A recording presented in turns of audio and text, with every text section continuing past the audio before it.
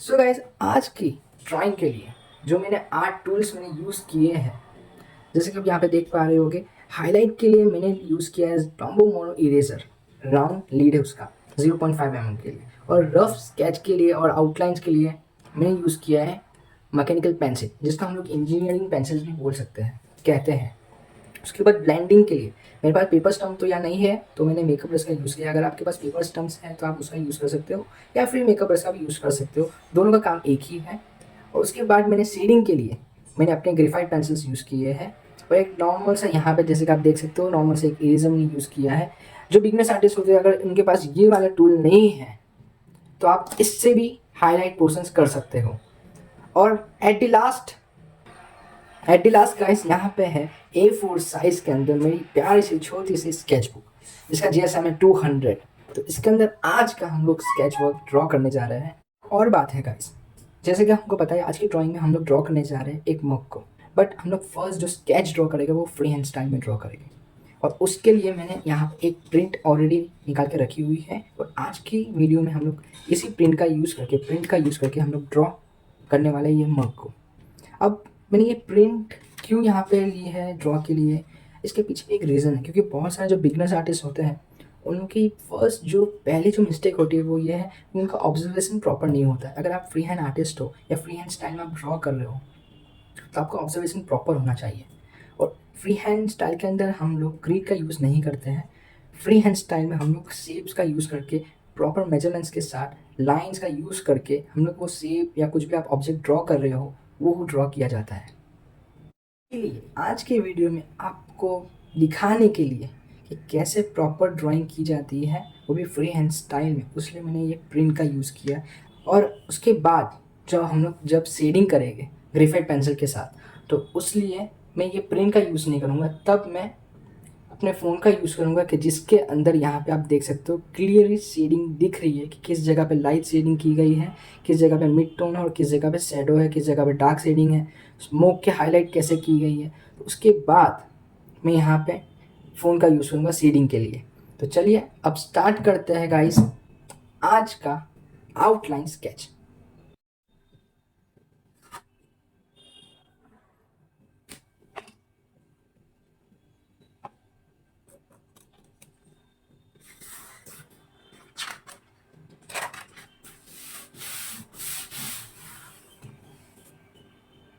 सो अब यहाँ पे मैं आउटलाइन स्केच करना स्टार्ट कर रहा हूँ। आउटलाइन फर्स्ट जो मैं ड्रॉ करूँगा वो एक रफ होगी, उसके बाद मैं उसको प्रॉपरली आउटर बॉर्डर दूंगा, जिससे हम लोग को जो ये फिगर है मग का वो क्लियर कंप्लीट विजिबल हो जाएगा और इजीली हम उसके बाद शेडिंग कर पाएंगे। उससे भी पहले हम लोग अभी जो ड्रॉ कर रहे हैं उस मेथड का नाम है फ्री हैंड स्टाइल, जैसे कभी आपको मैंने पहले भी कहा था। तो उस हिसाब से हम लोग को पहले ये प्रिंट में जो ये मग का फिगर आपको यहाँ पे दिख रहा होगा उसको मैं अच्छे से ऑब्जर्व करूँगा, क्योंकि फ्री हैंड स्टाइल में हम लोग जो भी मेथड यूज़ करेंगे मीन्स शेप्स का यूज़ करके हम लोग कोई भी ऑब्जेक्ट या कोई भी चीज़ ड्रॉ करनी हो वो ईजिली ड्रॉ कर सकते हैं। तो यहाँ पे ऑब्जर्व इसलिए करूँगा कि इसके अंदर कितने शेप्स का यूज़ किया गया है। फॉर एग्जाम्पल, अभी तो आपको एक रफ दिखा रहा हूँ, उसके बाद आपको एक आउटलाइन समेट आपको दिखाऊंगा कि उससे क्या होगा, आप ईजी हो जाएगा आपके लिए भी अंडरस्टैंडिंग। फॉर एग्जाम्पल, यहाँ पे एक मुझे फर्स्ट ऑफ ऑल एक ओवल शेप दिख रहा है। फर्स्ट ओवल हो गया। सेकंड ओवल यहाँ पे मुझे मग के लिए दिख रहा है। एक सर्कल लूँगा मैं यहाँ पे एक सेंटर बॉडी के लिए मग के लिए। उसके बाद थर्ड ओवल होगा जो लोअर बॉटम के लिए होगा, और दो लाइंस का यूज़ करूँगा मैं। अगर आपको ये प्रॉपर कर्व चाहिए इसलिए मैं दो स्लैंटिंग लाइंस का यूज़ करूँगा। उसके बाद मैं आउटर बॉर्डर दूंगा क्लियरली और कम्प्लीटली। उसके बाद हम लोग का स्केच वर्क कंप्लीट हो जाएगा। चलिए इसको स्टार्ट करते हैं। यहाँ पे अब मैं आउटलाइन ड्रॉ करना स्टार्ट कर रहा हूँ, पर उससे भी पहले मैं एक वर्टिकल लाइन ड्रॉ करूँगा, स्ट्रेट लाइन एक ड्रॉ करूँगा, जैसे कि आप यहाँ पे देख सकते हो। और उसके बाद जो मैंने शेप्स दी, आपको अभी दिखाया शेप्स कैसे हम लोग ने ऑब्जर्व किया, उस हिसाब से मैं वो पार्ट्स को डिवाइड करूँगा as per the measurements. For example, मैंने यहाँ पे लेंथ तो ड्रॉ कर दी, स्ट्रेट लाइन नॉर्मली ड्रॉ कर दी है यहाँ पे। अब मुझे मग जो है हमारा ये मग की लेंथ कितनी है ओवरऑल वो जाननी है, वो भी फ्री हैंड स्टाइल है। तो हम कैसे जान सकते हैं? फॉर एग्जाम्पल, यहाँ पे आपको देखना पड़ेगा कि पेंसिल में ली है यहाँ पे, और यहाँ पे स्टार्टिंग पॉइंट पे मैं यहाँ पे इसको रखा हुआ है नीब को। और एंड हो रहा है हम लोग का कप यहाँ पे। फॉर एग्जाम्पल आपको नहीं दिख पा रहा होगा यहाँ पे, क्योंकि यहाँ पे सेंटर बोर्ड डाल के पड़े आपको। एक यहाँ से जो एक कव एंड हो रहा है वो यहाँ पे हो रहा है, तो यहाँ से मैं होल्ड करूँगा पेंसिल को, मतलब कि यहाँ से लेके यहाँ तक की इसकी लेंथ है, ओवरऑल लेंथ है कप की। अब इसको मैं यहाँ पे मार्किंग करूँगा, पर उससे भी पहले मुझे स्टार्टिंग कहाँ से करना है वो आपको मेन है। क्योंकि देखिए इमेज के अंदर यहाँ पे स्मोक भी है, ये ज़्यादा स्मोक, चलो आपने इतना स्मोक भी कट कर दिया, इतना स्मोक तो आपको चाहिए ही, तो इसलिए ये पोर्शन मैं स्मोक के लिए छोड़ दूंगा। और यहाँ से मैं ड्रॉ करूँगा हमारा कप, मीन्स यहाँ से हम लोग का स्टार्टिंग होगा कप का और एंड होगा हमारा यहाँ पे। इसकी लेंथ कितनी हुई देख लीजिए आप, यहाँ से आप होल्ड कर रहे हो, यहाँ पे स्टॉप हो रहे हैं हम लोग, जिसका आप यहाँ पे देख सकते हो, तो वहाँ पे आप मार्किंग कर लो। तो इसकी लेंथ ओवरऑल जो कप की लेंथ है वो इतनी ही है, सो इतने में हम लोग को वर्क करना पड़ेगा। सो अब यहाँ पे जो फर्स्ट जो टॉप जो फर्स्ट जो आपको यहाँ पे दिख रहा होगा, अब यहाँ पे जो ये फर्स्ट जो है ओवल जो टॉप एरिया हम लोग इसको बोलेंगे, तो इसको हम लोग ड्रॉ करेंगे। उससे पहले जहाँ से ये स्टार्टिंग पॉइंट हो रही थी वहाँ से मैं एक लाइन ड्रॉ करूँगा वो हॉरिजॉन्टल, और नीचे भी एक लाइन ड्रॉ कर दूंगा मैं हॉरिजॉन्टल। अब यहाँ पे मुझे ओवल ड्रॉ करना है। अब ओवल के लिए भी मेजरमेंट चाहिए, तो कितना बड़ा साइज़ है उसका, ओवल का कितनी साइज़ है, उसके लिए भी वापस से आपको पेंसिल लेनी है। और सेम मेथड में आपको जहाँ से ओवल स्टार्ट हो रहा है वहाँ पे पेंसिल को रखना है, और जहाँ पे एंड हो रहा है वहाँ पे आपको पेंसिल को होल्ड करना है। तो नॉर्मली एंडिंग पॉइंट यहाँ पे, स्टार्टिंग पॉइंट यहाँ पे, तो इतनी मेजरमेंट है फर्स्ट टॉप एरिया की, जो ओवल है इसकी मेजरमेंट इतनी है। सेम अब यहाँ पे सेंटर्ड हम लोग को यहाँ पता चल गया कि यहाँ पे सेंटर, तो इसको बीच में इक्वली हम लोग रखेंगे। ओके, अब यहाँ पे इक्वली होगा, तो यहाँ पे मैं क्या करूँगा, यहाँ पे एक मार्किंग कर दूंगा मैं। सेकंड एंडिंग पोर्शन कहाँ पे है, एंडिंग पोर्शन यहाँ पे है, तो मैं यहाँ पे रख दूंगा। तो यहाँ पे मैंने मार्किंग कर दी है। अब मुझको ओवल ड्रॉ करना है, वो भी सिर्फ इतने ही सरफेस में, इतने ही एरिया पे। तो यहाँ पे मैंने ओवल ड्रॉ कर दिया है। हम लोग के यहाँ पे ओवल कंप्लीट हो चुका है। और जब भी आप ओवल ड्रॉ कर रहे हो, इतना याद रखना कि ये जो कॉर्नर्स है वो पॉइंट नहीं है, पॉइंटेड नहीं है, यहाँ से क्रॉस ऐसा कुछ भी नहीं है। तो ये फुल्ली एक ही फ्लो में आपका एक ओवल शेप बनेगा। सो हम लोग ने फर्स्ट जो टॉप एरिया है उसको कंप्लीट कर दिया है। अब हमको सेंटर पोर्शन चाहिए, ये जो सेंटर है मर्व का वो मुझे ड्रॉ करना है। उसकी हम लोग को लेंथ तो मिल गई है, हम लोग को ब्रेड नहीं मिली है, वो कितनी है लेंथ वो हम लोग को वापस से मेजर करना पड़ेगा। तो सेम मेथड से वापस मैं प्रिंट लूँगा यहाँ पे, और यहाँ पे जो स्टार्टिंग पोर्शन है, फॉर एग्जाम्पल यहाँ से स्टार्टिंग हो रहा है, एंडिंग यहाँ पे हो रहा है, सेम वहाँ पे मैं, और वो भी मैं सेंटर से लूँगा, स्टार्टिंग से नहीं लूँगा, क्योंकि आपको यहाँ पे दिख रहा होगा स्टार्टिंग से थोड़ी ब्रेड ज़्यादा है और नीचे आते आते छोटी हो रही है। मैं सेंटर से लूँगा, बाद में हम उसको एडजस्ट कर देंगे। तो यहाँ से मैंने फर्स्ट लिया है, यहाँ से स्टार्टिंग हो रहा है, यहाँ पे एंडिंग हो रहा है। तो सेम यहाँ पे जो सेंटर पोर्शन है वहाँ पे मैं अपनी पेंसिल को डिवाइड कर दूंगा, और यहाँ पे क्या करूँगा, मार्किंग्स कर दूंगा। आपको एक ही पेंसिल से नहीं तो आप दूसरी पेंसिल भी लेके आप उसको मार्किंग कर सकते हो। फॉर एग्जाम्पल यहाँ पे मुझे मार्क करना है, ओके, सेकेंड पॉइंट यहाँ पे, तो मैं यहाँ पे मार्क कर दी। देखिए हम यहाँ दो डॉट्स देख सकते हो। इसलिए अब नीचे के साइड पे भी एक ओवल ड्रॉ करना है मुझे। तो ये फर्स्ट जो ओवल ड्रॉ किया है उस कंपेरेटिव ये छोटा होगा। और दूसरी बात, अगर आपको ये प्रॉपर कर्व चाहिए, ऐसा मतलब फुल्ली कर्व भी नहीं है, हाफ कर्व है, तो आपको मैंने बोला था कि आपको यहाँ पे एक दो लाइंस ड्रॉ करनी पड़ेगी। सेम यहाँ पे भी मैं एक रफ लाइन ड्रॉ करूँगा जो पासेस होगा नीचे की ओर ऐसा, यहाँ पे भी। ओके, अब नीचे की ओर यहाँ पे एक ओवल शेप बनाऊंगा मैं, और यहाँ से हम लोग अपना जो कप का आउटर बॉर्डर है उसको हम लोग ड्रॉ करेंगे।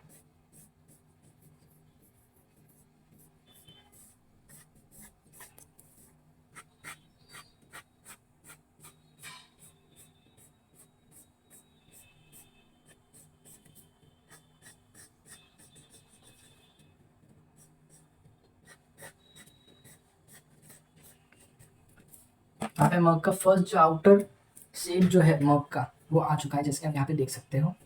अब जो रिमेनिंग पोर्शन है, मीन्स हैंडल नहीं है, तो हैंडल के मैं एक ओवल ले लूँगा, यहाँ पे ऐसा एक ओवल ड्रॉ कर दूंगा यहाँ पे।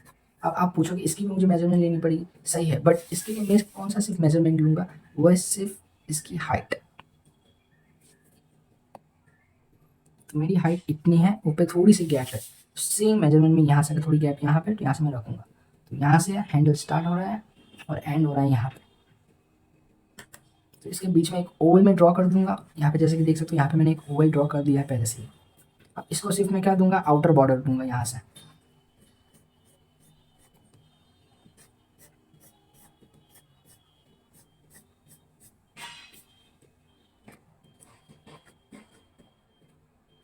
तो यहाँ पे हम लोग का हैंडल भी बन चुका है। अब जो रिमेनिंग लाइन्स है जो अब यूज में नहीं है, उसको आप इरेज कर सकते हो। आप नॉर्मल इरेजर का यूज करते हैं यहाँ पे।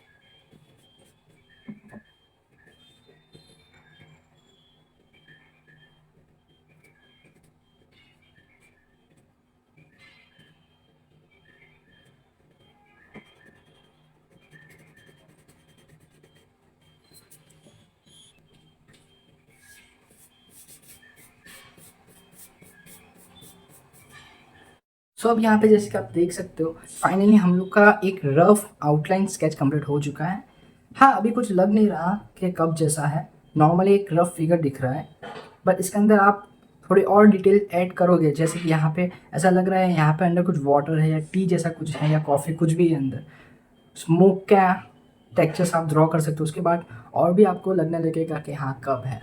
बट आप जब इसके अंदर रियलिस्टिक मीन्स आपको रियलिस्टिक दिखाना है, ऐसा ही ड्राइंग करना है, उसके लिए आपको शेडिंग करना पड़ेगा। तो अब चलते हैं हम लोग नेक्स्ट स्टेप की ओर। उससे पहले मैं इसके अंदर थोड़ी डिटेलिंग ऐड कर देता हूँ।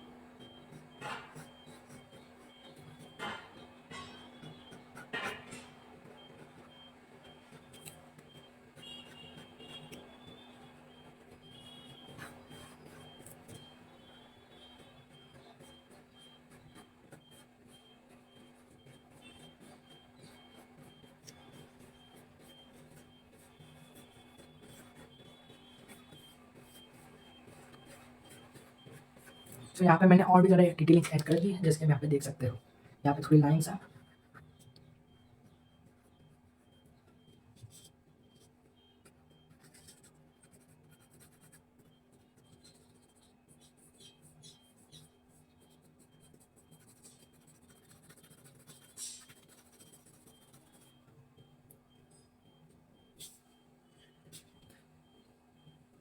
सो अब चलते हैं हम लोग सेकेंड स्टेप की ओर, शेडिंग।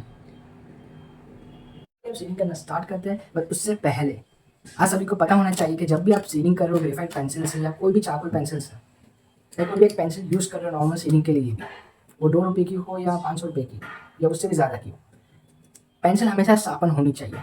जितनी पेंसिल शार्पन होगी उसकी निप पॉइंटेड होगी, जैसे कि आप यहाँ पे देख सकते हो, उतना ही वर्क आपका अच्छा होगा, शेडिंग अच्छी होगी। साथ ही साथ जो आप फाइन डिटेल्स करना चाहते हो ना, वो भी अच्छे से हो पाएगी। उसलिए पेंसिल को हमेशा शार्पन रखिएगा। अब यहाँ पे जैसे कि आप देख सकते हो, ऑब्जर्व करना पड़ेगा इसमें भी कि जहाँ पे लाइट शेडिंग है वहाँ पे आपको लाइट ग्रेड पेंसिल यूज़ करनी है।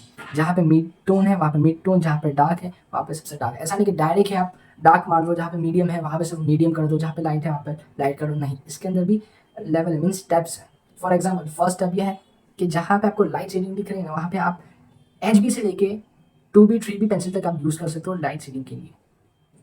और उसमें भी आपको फोर्स, आपको जो अप्लाई करना है वो एकदम लाइट फोर्स होगा। फोर्स के साथ आपको नहीं यूज़ करना है पेंसिल्स को। उसके अंदर फर्स्ट ऑफ ऑल जो आप HB पेंसिल आप यूज़ करोगे शेडिंग के समय, फर्स्ट लेयर के अंदर मेरे पास HB पेंसिल, एक सेकेंड। सो यहाँ पे फर्स्ट जो HB पेंसिल है उसको फुल में लाइट शेडिंग करके मैं कवर करूँगा, उसके बाद मैं ब्लेंड करूँगा। सो अब स्टार्ट करता हूँ। हाँ, अगर आपके पास मैकेनिकल पेंसिल भी हो, इसके अंदर जो लीड है वो एचबी है, तो आप इससे भी शेडिंग कर सकते हो। और इसमें आपको लीड अगर चेंज करनी हो आप इससे भी कर सकते हो, पर मैं प्रेफर करूँगा पेंसिल्स। तो यहाँ पे अपने एचबी पेंसिल से शेडिंग करना स्टार्ट करो। जिस जगह पे लाइट शेडिंग है वहाँ से स्टार्ट करो, और एक ही फ्लो होना चाहिए। अगर आप शेडिंग कर रहे हो तो एक ही एंगल से आप कर रहे हो तो एक ही एंगल होना चाहिए, बीच में अलग अलग एंगल्स नहीं होने चाहिए। मैं यहाँ पे टॉप एरिया से स्टार्ट करूँ शेडिंग के लिए, और पेंसिल को आप देख सकते हो मैं स्लोप में थोड़ा यूज़ कर रहा हूँ, आगे से ज़्यादा नहीं पकड़ रहा हूँ। और पेंसिल को भी आपको पकड़ने की एक टेक्निक है। अगर आप पेंसिल को होल्ड करना चाहते हो तो आगे से 2 फिंगर का गैप छोड़ के आप यहाँ से पेंसिल को होल्ड कर सकते हो शेडिंग के समय या स्केचिंग के समय भी। और आपको ऐसा है कि आपका फोर्स ज़्यादा हो जाता है शेडिंग के समय, तो पेंसिल को जितनी पीछे से पकड़ोगे आप, उतनी फोर्स आपको कम अप्लाई होगी, उससे आपकी शेडिंग लाइट होगी, जैसे आप यहाँ पर देख सकते हो।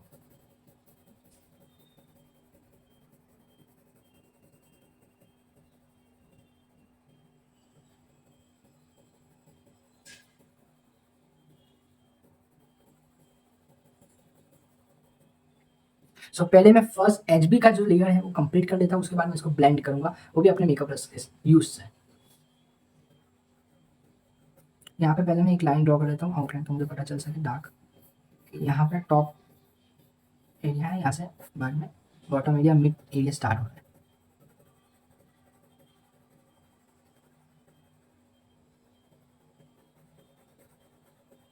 और हाँ, एक और बात, पेंसिल को आप जितनी आगे से होल्ड करोगे वहाँ से आप डार्क शेडिंग यूज़ कर पाओगे। जितनी आप पीछे से पेंसिल को होल्ड करोगे आपका फोर्स लाइट हो जाएगा, उससे आप इजीली लाइट शेडिंग कर पाओगे।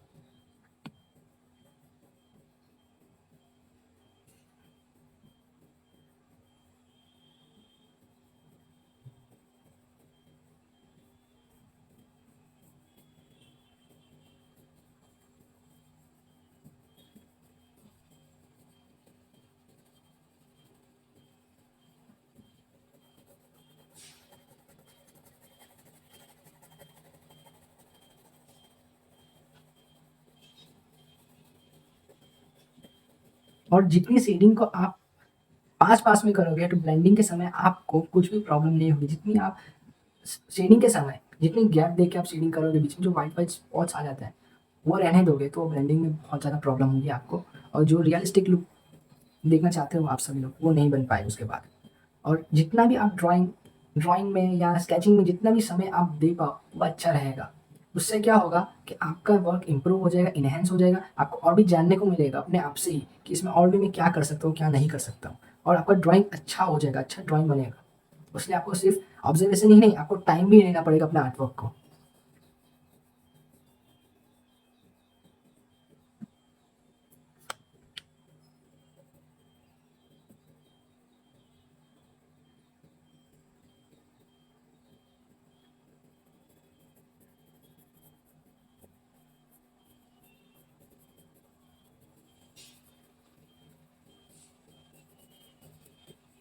सो यहाँ पे जैसे कि देख सकते हो एच बी पेंसिल का यूज़ मैंने कर दिया है। अब इसको मैं ब्लेंड करूँगा अपने मेकअप ब्रश का यूज़ करके। और हाँ, एक और बात, अगर आप पेपर स्टम्प भी यूज़ कर रहे हो ब्लेंडिंग के लिए या मेकअप ब्रश भी यूज़ कर रहे हो, जब भी आप नए आर्टवर्क के लिए आप यूज़ करो तो उसको एक बार क्लीन ज़रूर कर दीजिएगा, क्योंकि उसकी जो डार्कनेस, अगर इसके अंदर कुछ डार्क शेडिंग के अंदर आपने यूज़ की होगी तो वो डार्क पाउडर इसके अंदर रह गया होगा, इसकी डेंसिटी थोड़ी कम हो जाएगी, तो आप इजीली उसको ब्लेंड कर पाओगे जिस प्रपोर्शन में, जिस शेडिंग में आपको चाहिए उसी के अंदर। यहाँ पे मैं इसको पहले क्लीन कर लेता हूँ।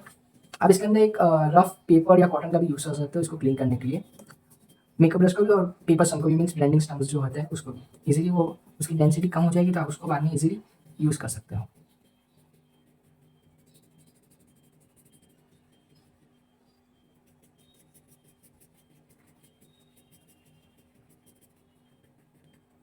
सो अब यहाँ पे जैसे कि देख सकते हो यहाँ पे एक पैच जैसा बन गया होगा, मैं मेकअप ब्रश को साफ कर रहा था तब, क्लीन कर रहा था तब। अब इसका मतलब क्या होगा, ये मेकअप ब्रश को मैंने दूसरे भी आर्टवर्क से मैंने यूज़ किया है। मैं इसके अंदर वो जो पाउडर है जो सीडिंग का वो रह गया होगा, तो इसको मैंने थोड़ा क्लीन कर दिया। अब इसको यहाँ पे इजीली यूज़ कर सकता हूँ ब्लेंडिंग के समय।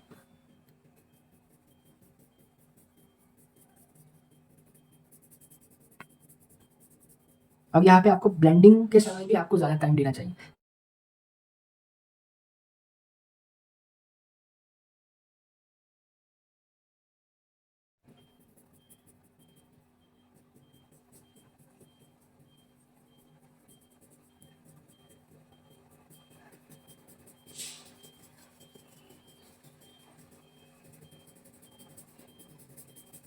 इसके अंदर क्या आपको ब्लेंडिंग में भी ज़्यादा टाइम देना पड़ेगा, जितना टाइम आप ब्लेंडिंग में दोगे उतना ही वो आपका रियलिस्टिक लगेगा। शेडिंग तो आपने कर दी, बट उसको स्मूथ भी तो करना पड़ेगा, तभी तो वो रियलिस्टिक लगेगा, तो इसमें भी आपको टाइम देना ही पड़ेगा। जितना आप टाइम दोगे ब्लेंडिंग में भी, शेडिंग में भी और ड्राइंग में भी, उतना ही आर्टवर्क आपका बहुत ज़्यादा अच्छा बनेगा और आपको ही अच्छा लगेगा।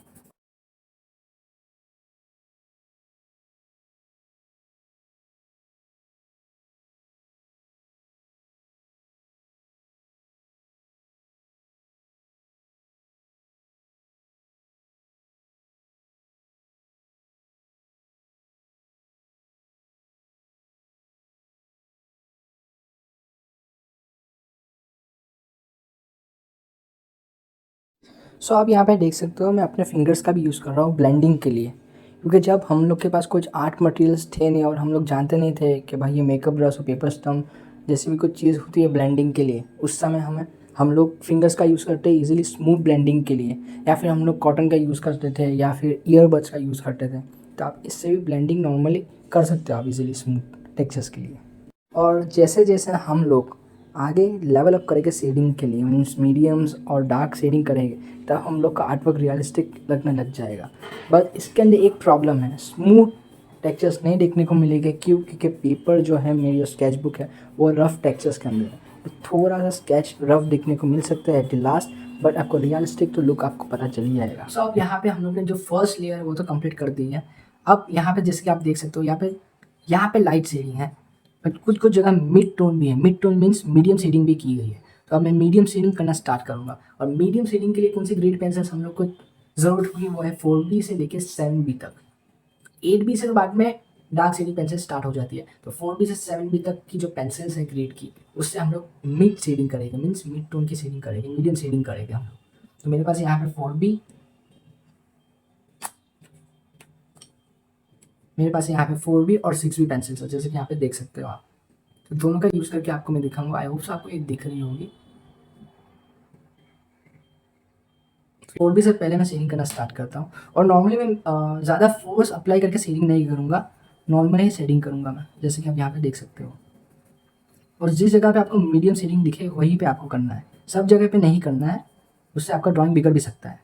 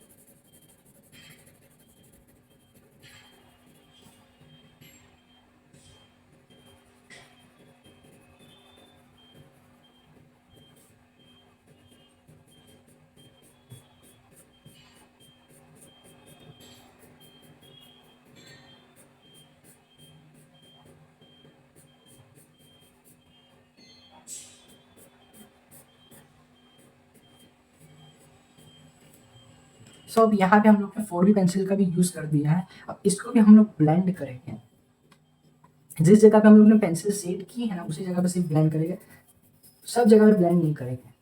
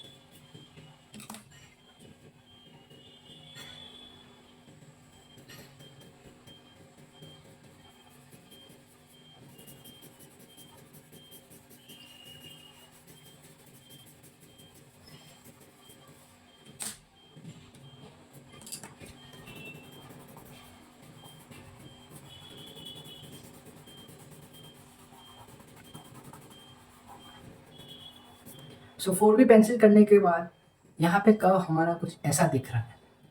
अभी भी आप ऐसा सोच रहे हो कि ये सब कुछ एक जैसा ही दिख रहा है यार, अब अच्छा नहीं लग रहा। अभी तो बाकी है, लास्ट स्टेप अभी बाकी है हम लोग का, जो है डार्क शेडिंग।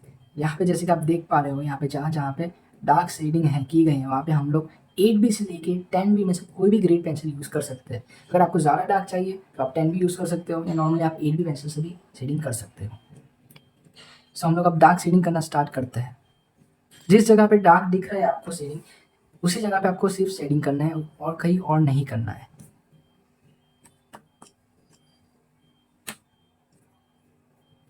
सो मैंने अभी यहाँ पे 10B पेंसिल का यूज़ कर रहा हूँ। आई होप सो आपको यहाँ पे दिखे।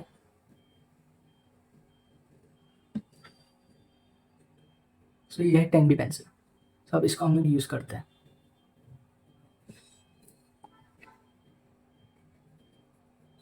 और लास्ट में जब भी आप यूज़ कर रहे हो, मीन्स फाइनल स्टेप पे हो आप, इससे बाद तो और एक फाइनल स्टेप है जिसके अंदर हाईलाइटेड पोर्शन है, उससे आपका वर्क और भी ज़्यादा रियलिस्टिक हो जाएगा। बट जब भी आप लास्ट स्टेप शेडिंग के अंदर मतलब 10B या डार्क शेडिंग कर रहे हो तो बहुत आराम से कीजिएगा कि जिस जगह पे आपको सिर्फ डार्क शेडिंग करनी है उधर ही आपको करनी है, क्योंकि उससे भी अगर आपने ज़्यादा भी डार्क कर दिया तो उससे भी आपका ड्राइंग बिगड़ जाएगा। ज़्यादा डिटेलिंग भी कर दी आपने डिटेलिंग तो उससे भी आपका वर्क बिगड़ सकता है। सो सब कुछ बैलेंस रख के ही आपको ड्राइंग करना पड़ेगा, इक्वली बैलेंस होना चाहिए ड्राइंग के अंदर भी, तो आपका वर्क और भी ज़्यादा अच्छा दिखेगा।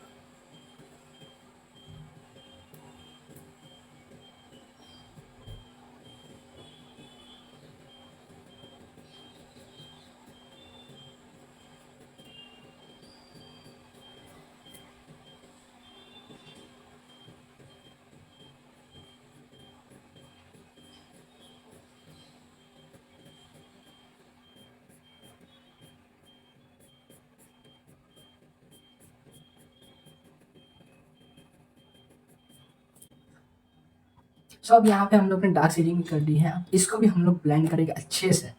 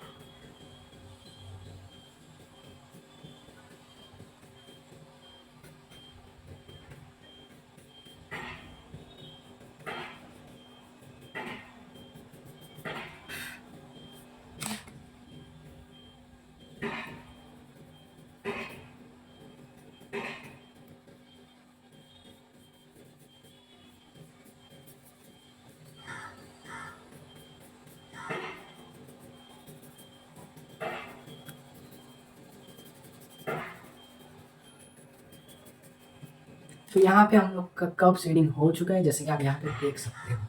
अब हाईलाइट पोर्शंस की बारी है, बट उससे पहले हम लोग जो बैकग्राउंड है और शैडो है उसको भी हम लोग सेट कर देते हैं। उसके बाद एट द लास्ट हम लोग हाईलाइट सब कुछ दे देंगे, उसके बाद फाइनल रिजल्ट आपको देखने को मिलेगा। जैसे कि आप यहाँ इमेज में देख पा रहे हो, यहाँ पे शैडो है। शैडो के लिए मैं डायरेक्ट ही यूज़ करूँगा यहाँ पे 10B पेंसिल।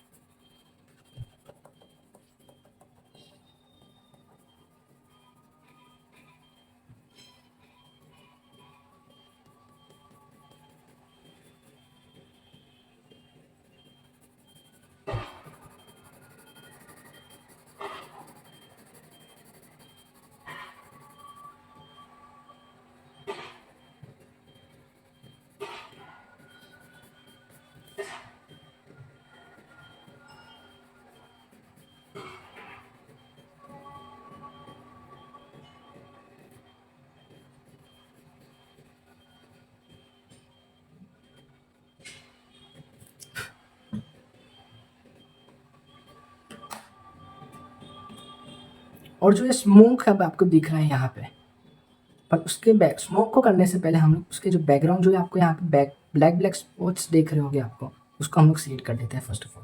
और उसके लिए मैं यूज़ कर रहा हूँ अपनी 6B या 6B पेंसिल। आप 6B या 8B यूज़ कर सकते हो, पर मैं 6B यूज़ कर रहा हूँ, मुझे वो ज़्यादा स्मूथ लगती है उसलिए।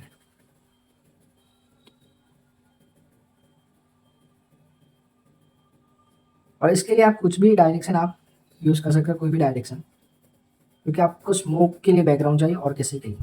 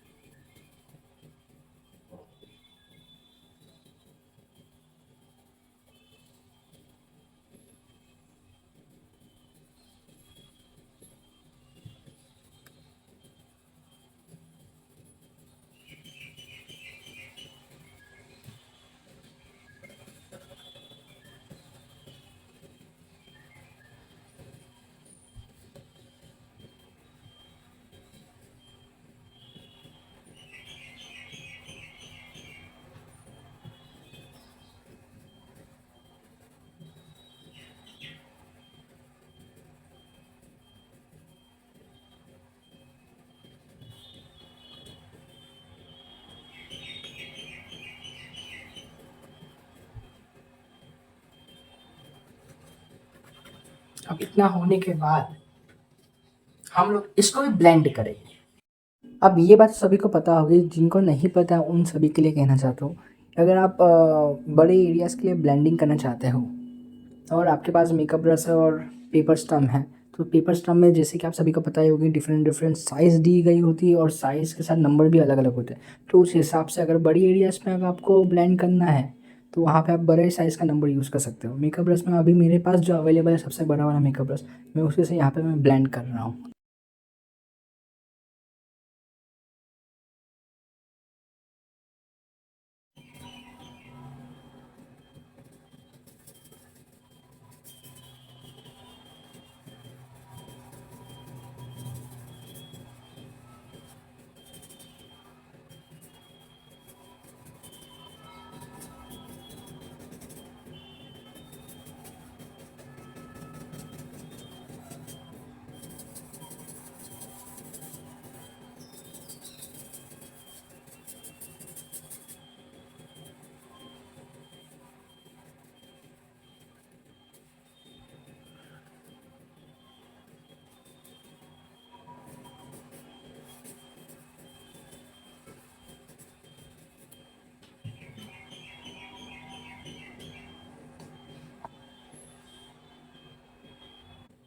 तो यहाँ पे हम लोग का बैकग्राउंड भी कंप्लीट हो चुका है।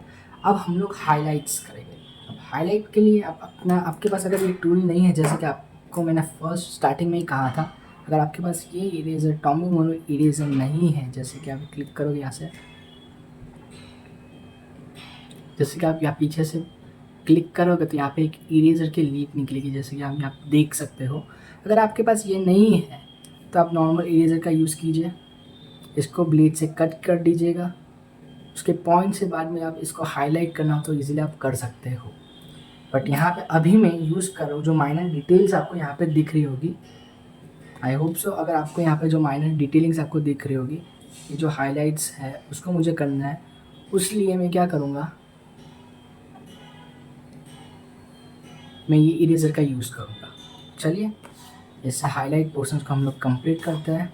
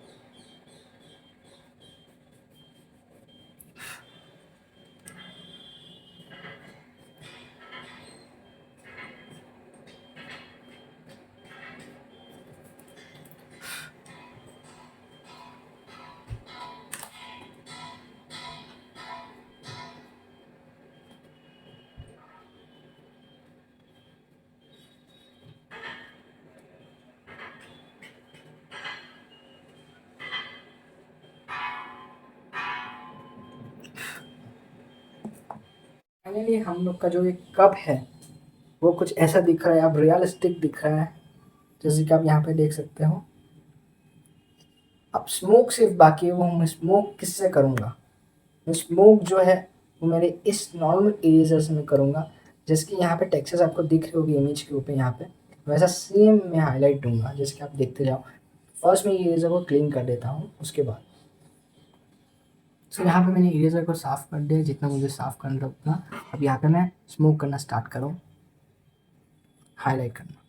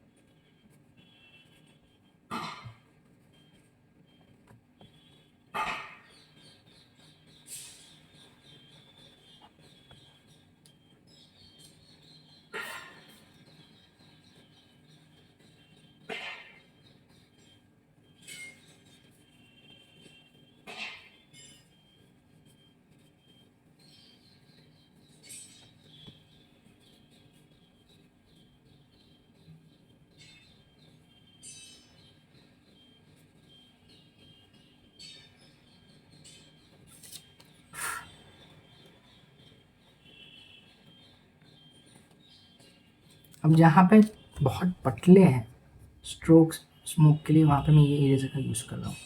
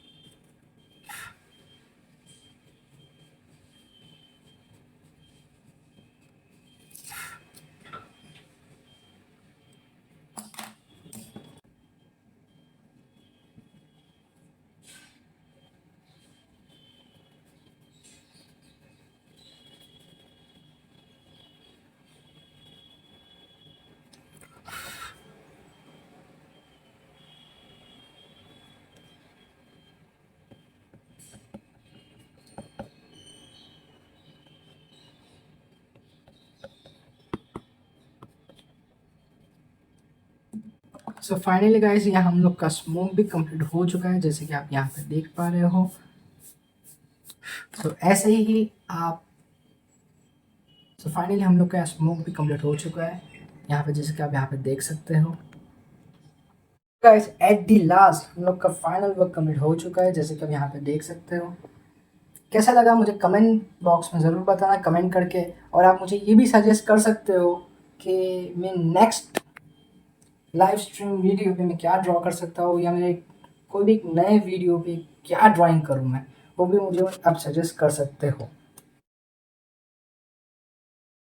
If you like this video and also you can learn something from this video, please click the like button of this video and also share with your friends and family groups guys.